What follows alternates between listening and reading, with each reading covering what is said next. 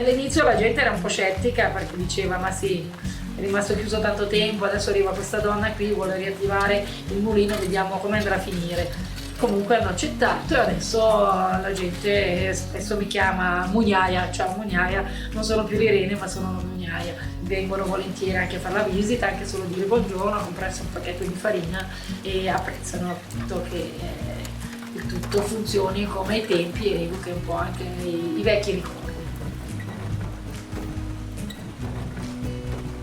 Mi chiamo Irene Petraglio, abito a Monte in Valle di Muggia. Vivo per la mia valle, per il mio territorio e ho fatto diverse attività che spaziano dal negozio alla ristorazione e alla fine la mia strada mi ha portato in questo bel mulino di Bruzzella.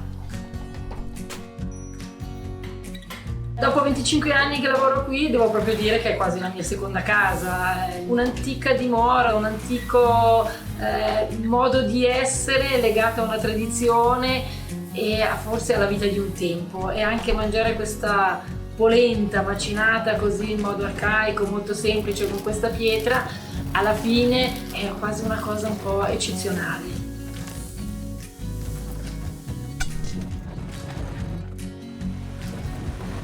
È un lavoro che alla fine ti appassiona, ti appartiene, è un lavoro un po' inusuale, però durante tutti questi anni ecco, mi guardo intorno e questo mulino mi piace ancora.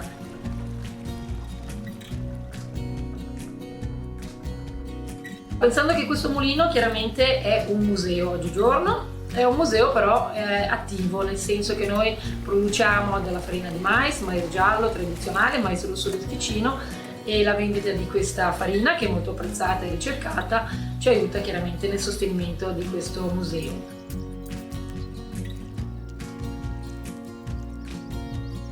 È come la polenta di una volta, fa venire un po' in mente questa polenta fumante, un po' rustica. Penso sia positivo perché si torna un po' a questi valori, ai valori essenziali e alla semplicità. E andremo avanti a macinare, macineremo ancora dei bei quantitativi e la polenta sul piatto sarà sempre apprezzata.